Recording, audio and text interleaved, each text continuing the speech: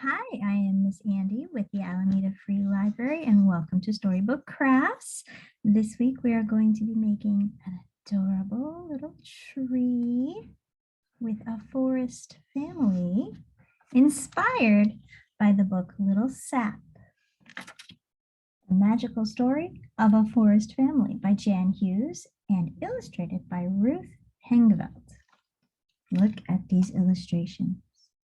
And this book is lovely. It talks a lot about symbiotic relationships between the plants and creatures and fungi that grow and thrive in forest environments. So let's make our tree. Here's mine again. I'm going to turn my camera around here so you can see my surface. There it is. Let's make our tree. What will we need today? Let me go ahead and fix my camera here so you can see me better. All right. There's my mushrooms for inspiration there on my pad there, my mouse pad. We need a cardboard tube, some white paper. Scratch paper is fine. Mine is a little bit thicker. This is more like it's not just copy paper, it's more like professional paper. A little thinner than cardstock, a little thicker than regular copy paper. So just one piece will do. You can have extra handy if you'd like to do more embellishments.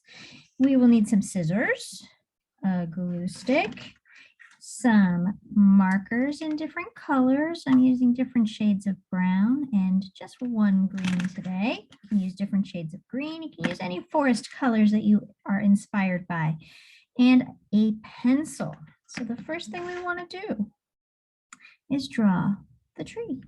And I like this square size. You could also be using a quarter or a fourth of a piece of 8.5 by 11 paper. That would do fine, but I like this square size. I'm going to make it kind of look like an ice cream cone. That's what my tree is going to start off looking like. Use up all the paper there. I'm leaving a portion at the bottom to make the rest of my forest family. So there's the outline of my tree. I will go ahead and cut this bottom portion off. I forgot that this camera sometimes goes in and out of focus, so bear with me there. All right, there is the outline of my tree. The strip of paper that I'm going to use for my forest family. I'm going to do my tree first. I'll go ahead and use my marker to outline the tree that I just drew with my pencil. You can decorate your tree however you like. Trees come in all shapes, colors, and sizes, as you well know. So whatever you are inspired to create for your tree, go for it. I use just some simple line drawings on the inside of mine for my example, and I'll do probably the same with this one, but I am going to color both sides. Usually I use scratch paper for my projects. Today I'm actually using clean paper because I want to use both sides. So go ahead and outline that again just to make it nice and clear. Outline the other side with my marker here. Always use a mess mat because for me I'm going over the borders, but I've got a mess mat underneath where I'm drawing so it doesn't ruin my surface. Okay, there's the outline of my tree. And let's see, I think I'll use some big circles this time. We'll go with the outline that we have there. This one. I like simple line drawings most of the time. Get fun with this one. Again, you can decorate your tree however you like. Be creative. This is how I'm doing mine today. And I might do something different on the other side. It's kind of whatever inspires you. Decorate your tree. Fun, I like it.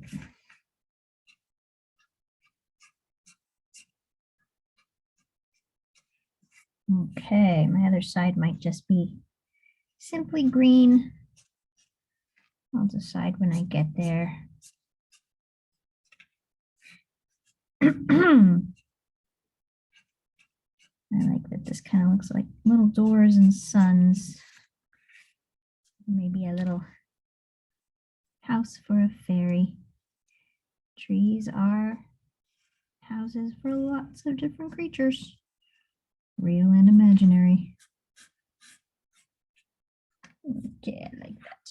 Very cute tree. All right, there's one side of my tree. Maybe the other side. I'll just do some green. Color it in quickly.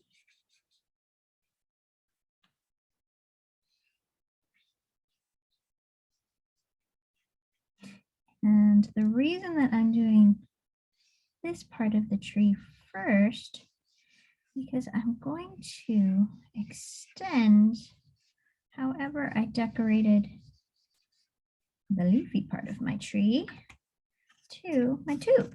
So now I'm ready to attach the drawing I did here to my stem, not stem, oh my goodness, the trunk of my tree. How are we going to attach it? Go ahead and squish your tube to the center just like that. We're going to make two slits with our scissors, one here and one here. One slit here, one slit there, about an inch or so. And slide the tree in, sorry, the leafy part of the tree in. There we go. And let's go ahead and extend what we drew up there to the trunk of our tree. And I'll go ahead and continue a similar pattern on the trunk for that green part. I'll flip this over and we'll do the same thing over here. Go ahead and extend it down, make that nice and thick. My markers have a thin tip and a thick tip. So for yours, you may want to have markers that have varying sized tips if you want to get more detail. Okay, there we go. And now I'll use the skinny one. And we'll do something similar here. There we go. Make some lines there. Make some lines here. And now it looks just about the same. All right. The tree, the leafy part of the tree is done. Now comes the trunk. And I like to add some details with a dark marker first for the bark of the trunk. You, of course, do not have to color this in anymore. You don't have to add too many details, but I like the way it looks to make it look more really like a tree. But this tube is, of course, already brown. So we could leave it just like this when we're done. Or we could color it in with a lighter brown to add a little bit more detail. Show you what that looks like. Add more detail here for the color. I like that. Now it's really looking like a tree. And if you're doing this with a classroom, you're going to have a nice forest family. When you're done, if you're doing this on your own, consider making a few, maybe 10 or 12 trees for your forest family. A little forest. Just about done there. All right, very nice. My tree is decorated, and now comes the family. Here's my tree. I'm going to set that aside over here with my other one. Here's the fun part. We need our pencil first. Let's draw a few mushrooms. They're pretty easy little stems, little tops. One mushroom, one, two mushrooms, and three mushrooms. I'll do a few over here. Mushrooms. Okay, there's my mushrooms. And we need a couple of earthworms. I'll make them kind of S-shaped here. Earthworm there. Maybe one here.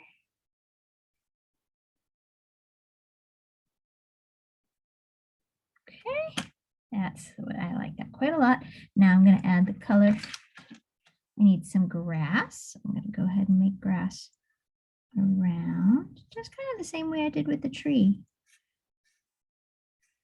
Squiggles, they're not scribbles. I'm being very careful how I make the grass here.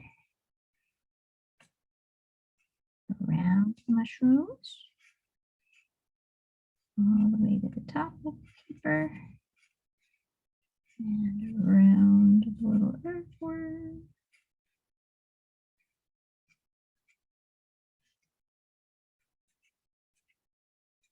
Okay.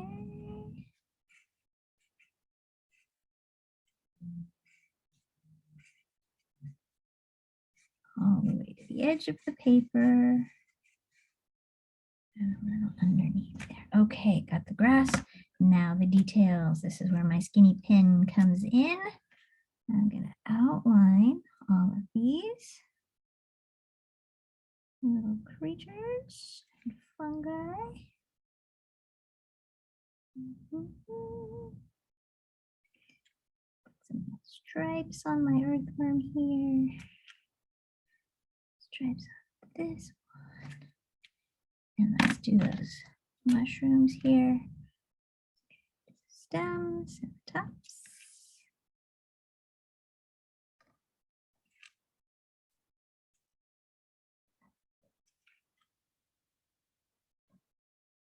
And mushrooms sometimes have a little fringe underneath. So I'm going to take this color pen, make a little fringe underneath all of my mushrooms. I know it has a scientific name, and I'm probably not using the right scientific name. I apologize for that. That's your challenge for today. Go look up the scientific name for the fringe of a mushroom. All right, now I need to color these in. I'm going to color the stems in. And to do that, I'm just using my skinny side of my marker here and not fully adding color, just using little line drawings. I'm going to do the dots of my mushroom first. Mushrooms first, a couple little dots on each one.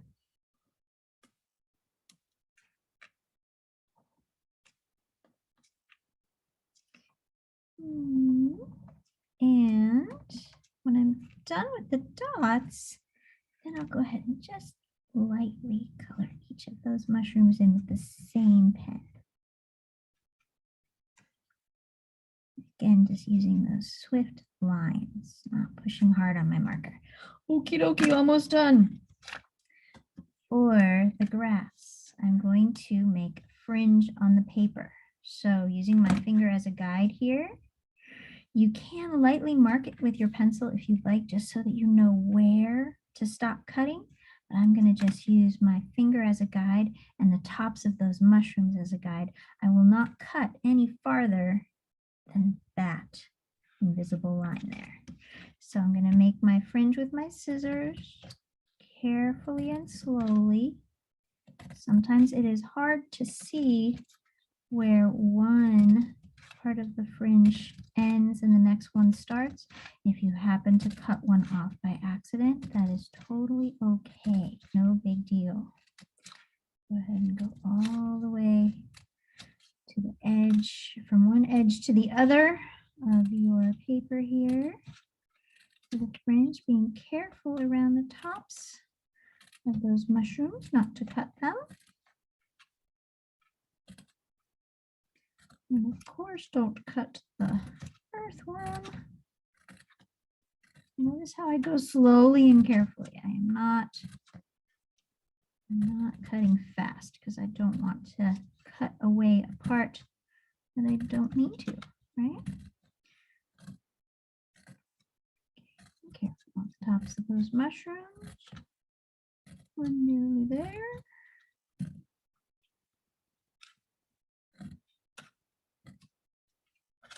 All right, a few more. My hand is starting to cramp up. If yours does that, just give yourself a little break.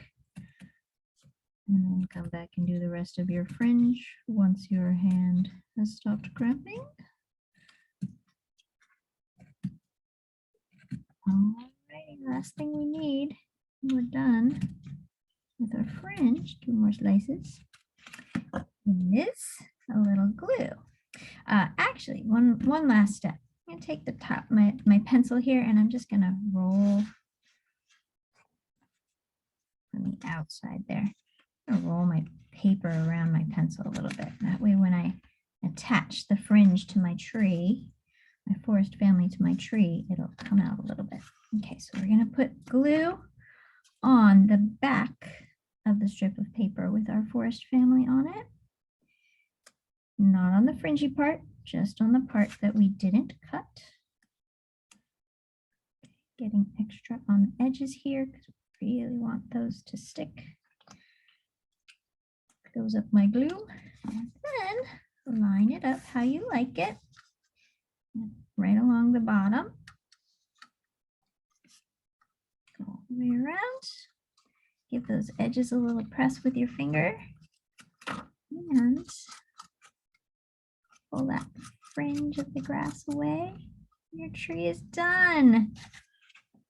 Oh, what a beautiful little forest.